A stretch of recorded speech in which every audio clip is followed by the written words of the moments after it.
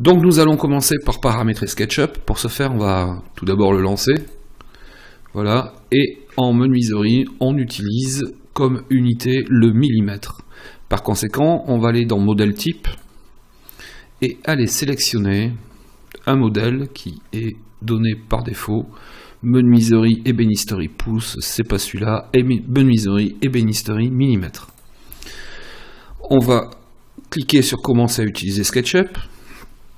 Il s'ouvre, voilà notre interface. Donc nous nous retrouvons avec les barres d'outils ici et des palettes ici. Pour commencer, nous allons modifier cette barre d'outils qui est un peu succincte.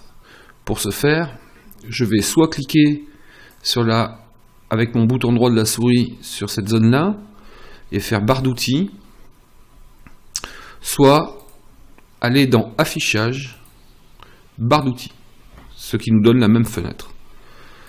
Voilà, on va aller décocher premier pas, qui va effacer de suite la barre d'outils, et on va aller cocher grand jeu d'outils, ici, qui permet d'avoir beaucoup plus d'outils.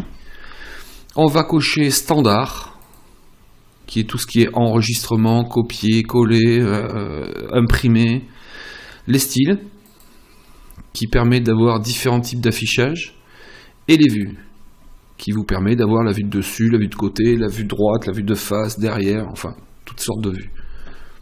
Voilà, pour ça c'est fait. Nous allons donc maintenant paramétrer les palettes. Ici nous avons quelques outils, mais on voit que si on les déploie trop, on est rapidement saturé, et là on est sur un écran de 1920 par 1080 quand même, donc c'est un peu ennuyeux. Donc ce que l'on va faire, on va créer de nouveaux onglets ici, qui va nous permettre de multiplier, d'organiser tout ça différemment. Pour ce faire, je vais dans Fenêtre, Gérer les palettes. Ici, nous avons la palette par défaut. On va créer un nouvel onglet en cliquant sur Nouveau, et on va dire, on va l'appeler, par exemple, on va l'appeler Rendu. Rendu, Ajouter. Vous voyez qu'ici, il nous a bien créé un nouvel onglet, un nouveau jeu de palette. Et on va y mettre dedans tout ce qui va concerner le rendu de notre objet.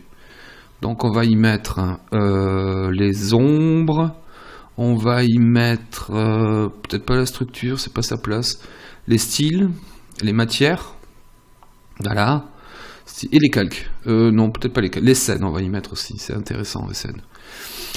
On va créer encore un nouveau, on va supprimer peut-être celui-là ou le modifier, on va le modifier.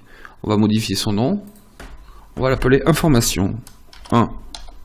Information. Voilà, modifier le nom.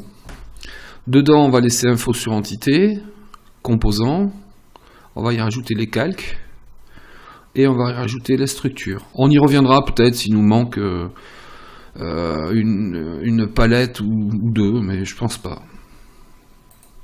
Voilà, donc nous avons maintenant la partie information, avec les calques, les infos sur entité, et la partie rendue, qui va nous permettre de faire tous les rendus, d'appliquer des styles, d'appliquer des matières, et d'aller créer des scènes différentes.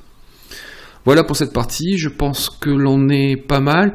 On peut rajouter peut-être, moi j'aime bien travailler de suite avec, en étant en vue de dessus, voilà, et en étant la caméra, donc je clique sur caméra, et en projection parallèle, voilà, de telle façon de ne pas avoir de volume qui sont parfois perturbants.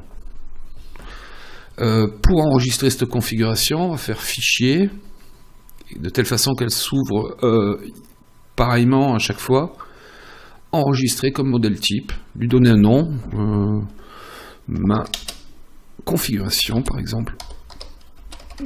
Alors c'est pas du tout explicite, hein. On peut lui donner tout type de nom. Hop, enregistrer. Oui. Et voilà, c'est fait. Je vous donne rendez-vous pour la suite et le début de la modélisation de ce bain de soleil.